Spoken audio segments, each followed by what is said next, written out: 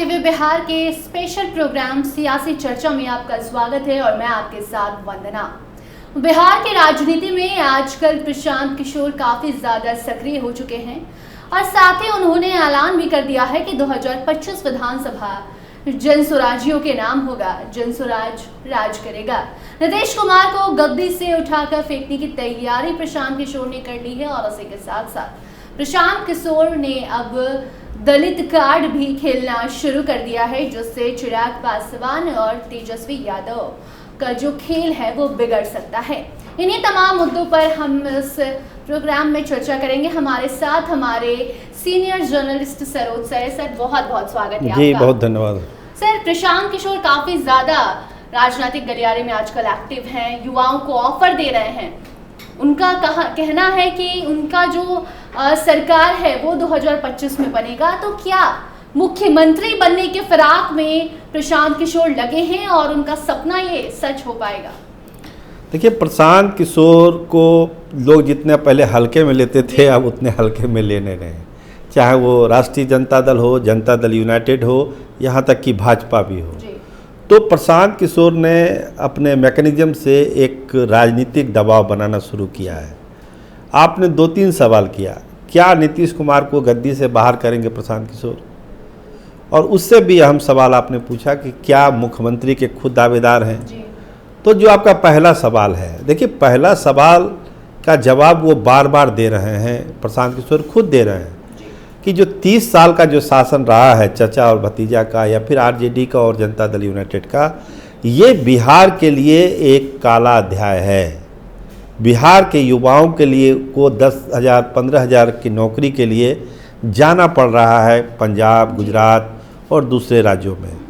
इसको रोकना है। देखिए, अभी 2 दिन पहले की बात है, 2 अहम बातें प्रशांत किशोर ने की कि जो बिहार के युवा बाहर जा रहे हैं रोजगार के लिए, हम बिहार में रोजगार सृजन करेंगे और उनको वापस लेके आएंगे। और इसके अलावा एक और उससे भी बड़ी बात जो चुनावी मुद्दा है कि चुनाव लड़ेगी 243 सीटों पर प्रशांत किशोर की पार्टी, और किसी को भी पैसा नहीं देना है, सारा पैसा खर्च करेगा जनसुराज, और चुनाव जिताने की गारंटी होगी प्रशांत किशोर की। जी सरोज सर, सवाल ये भी है कि प्रशांत किशोर जिस तरीके से युवा वर्ग को साधने की कोशिश कर रहे हैं, ऑफर दे चुके हैं कि अगर आप चुनाव लड़ना चाहते हैं तो आइए चुनाव लड़िए, आप गरीब हैं तो भी हम पैसा देंगे, लड़ाएंगे और जिताएंगे भी। क्या युवा वर्ग प्रशांत किशोर की तरफ आएगा? देखिए, जो ने एकदम सही सवाल है कि यूथ क्या सोच रहा है जी। क्या बिहार का यूथ नीतीश कुमार के चेहरे पर 2025 में वोट करेगा? जिस युवा ने जंगल राज नहीं देखा है, उसको पता नहीं कि जंगल राज क्या था, वो 2 पीढ़ी तैयार हो चुकी बिहार में, 2 वोट देने का उनको राइट मिल चुका है। उनको अपने रोजगार से मतलब है, उनको अपने घर परिवार चलाने से मतलब है। जंगल राज में क्या हुआ था वो उनका कंसर्न नहीं है। अब बीजेपी या एनडीए या जेडीयू क्या कर रही है कि लालू के जंगल राज को याद करिए। नीतीश कुमार क्या बोलते हैं कि आप लोग जो युवा लोग हैं अपने चचा से, अपने पिताजी से सुनिए कि जंगल राज में क्या हुआ था। और युवा क्या कह रहा है? युवा कह रहा है कि हमको उससे क्या लेना देना है, हमको रोजगार कौन दे रहा है, हम 10,000 की नौकरी के लिए गुजरात, महाराष्ट्र, पंजाब क्यों जाएं अगर हमको यही नौकरी मिल रही है। तो प्रशांत किशोर समझते हैं कि जो बिहार का वोटर है, युवाओं की संख्या बहुत ज़्यादा है बिहार में, लगभग बताते हैं कि 30 से 40% जो है युवा वोटर है बिहार में, और उसी वोटर को टारगेट उनको करना है और वही वो कर रहे हैं। 10,000 से ज़्यादा युवा जुटे थे बापू सभागार में।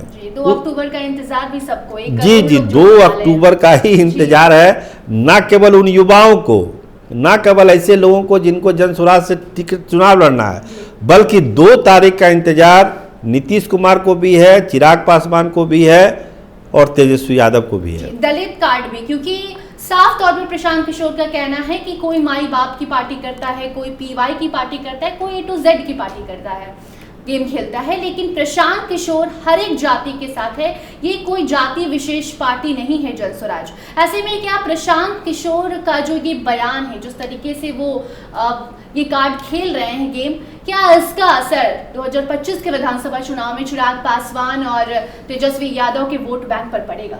देखिए, एक सवाल प्रशांत किशोर से पूछा जाता है कि जो कास्ट सिस्टम है जिस पर चुनाव में वोट होता है, अभी लोकसभा चुनाव में भी कास्ट लाइन पे वोट हुआ है, बिहार में होता है, कोई नई बात नहीं है। तो क्या नीतीश कुमार और तेजस्वी यादव के इस सिस्टम को प्रशांत किशोर तोड़ेंगे, कोई नई सियासत करेंगे, कास्ट लाइन को तोड़ेंगे?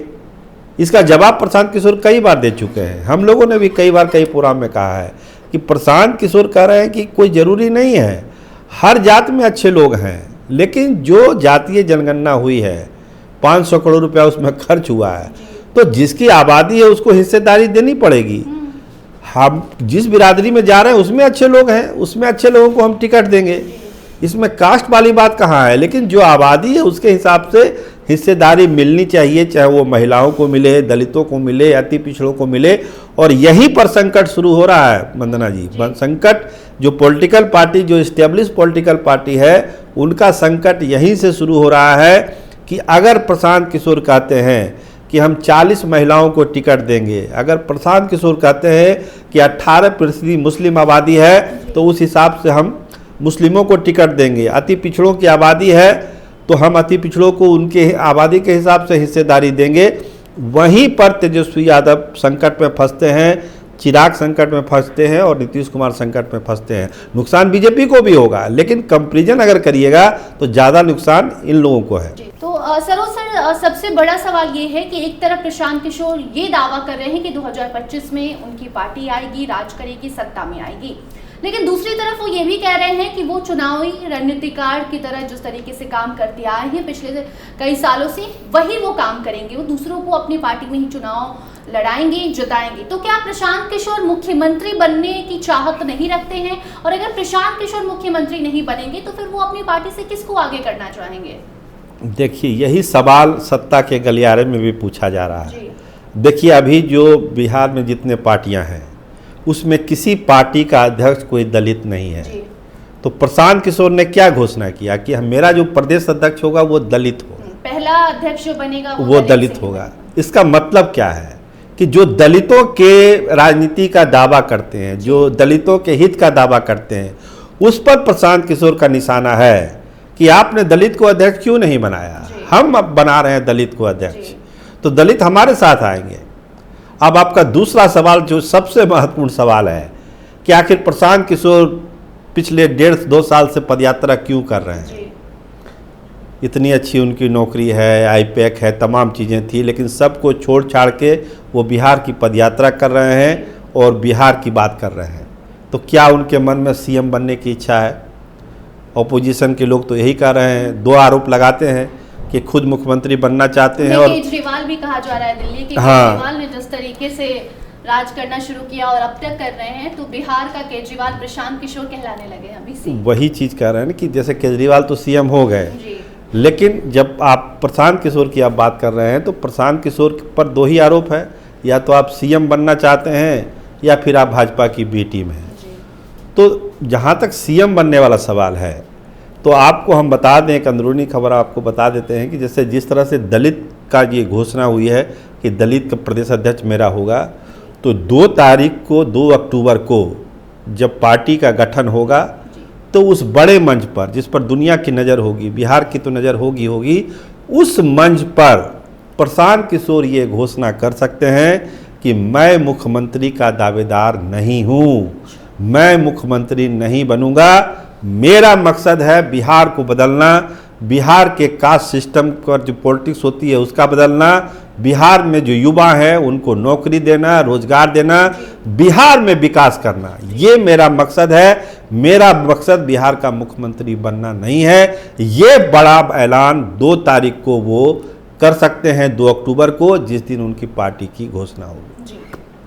तो जिस तरीके से प्रशांत किशोर काफ़ी ज़्यादा एक्टिव हैं, ऐसे में उन्हीं के मुद्दों को लेकर अभी हम चर्चा कर रहे थे। सबसे पहले बहुत बहुत धन्यवाद सर आपका जी, बहुत हमारे साथ जुड़ने के लिए। बाकी जो दर्शक देख रहे थे, आप इस मुद्दे को लेकर क्या सोचते हैं? क्योंकि जिस तरीके से प्रशांत किशोर ऐलान कर रहे हैं, दावा कर रहे हैं कि 2025 में जन स्वराज्यों का राज बिहार में होने जा रहा है, नीतीश कुमार हो या फिर पूर्व मुख्यमंत्री लालू प्रसाद यादव हो या फिर पूर्व मुख्यमंत्री तेजस्वी यादव हो, सबको चुनौती देने में लगे हुए प्रशांत किशोर, यहाँ तक कि भाजपा का भी खात्मा करने की कोशिश प्रशांत किशोर के द्वारा की जा रही है। लेकिन क्या प्रशांत किशोर ये सब में सफल हो पाएंगे, और अगर होंगे भी तो क्या वो गद्दी पर बैठने की फिराक में है? ये सब कुछ जो है 2 तारीख को साफ होगा, या उसके बाद भी धीरे धीरे प्रशांत किशोर का जो बयान आएगा उससे साफ होगा। आप हमारे इस कार्यक्रम में बने रहिए, देखते रहिए स्टार टीवी बिहार। धन्यवाद।